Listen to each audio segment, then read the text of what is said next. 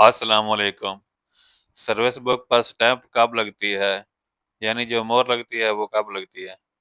अगर आप हमारे चैनल पर न्यू है तो हमारे चैनल को सब्सक्राइब करें।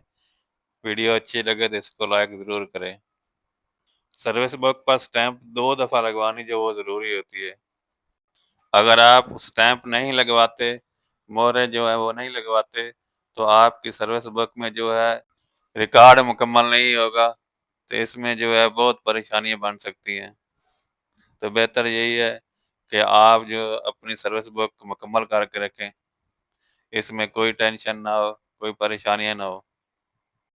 जब भी ये 2 काम हो, तो आपने अपनी सर्विस बुक पर मोहर ज़रूर लगवानी है, स्टैंप ज़रूर लगवानी है और डीडीओ के जो साइन है, वो ज़रूर करवाने हैं, ताकि आपकी सर्विस बुक जो है, वो मुकम्मल रहे, अपडेट रहे।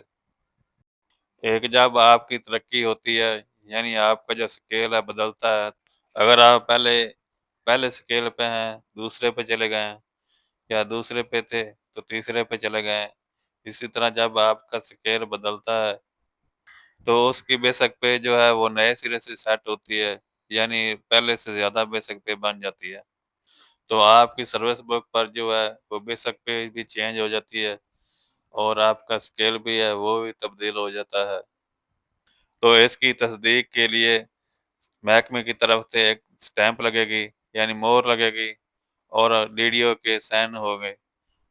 दूसरी दफ़ा जब अडाक रिलीफ जो होते हैं, वो तनख्वाह में ज़म होते हैं बेसिक पे में, जिस तरह अब हुए हैं 2022 का और 2025 का तनख्वाह में जो बेसिक पे में ज़म हो गए हैं, तो वो तनख्वाह जो है नए सिरे से बनी है बेसिक पे, जो नए सिरे से बनी है।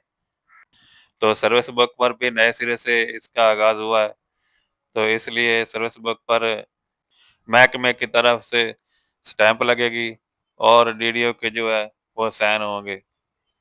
तो आप लोगों ने अपनी सर्विस बुक पर स्टैंप जो है वो ज़रूर लगवानी है, मोहर जो है वो ज़रूर लगवानी है और सिग्नेचर भी करवा के रखने हैं। उम्मीद है कि आपको वीडियो पसंद आई होगी। मिलते हैं किसी अगली वीडियो में, तब तक अल्लाह हाफ़िज़। अस्सलाम वालेकुम।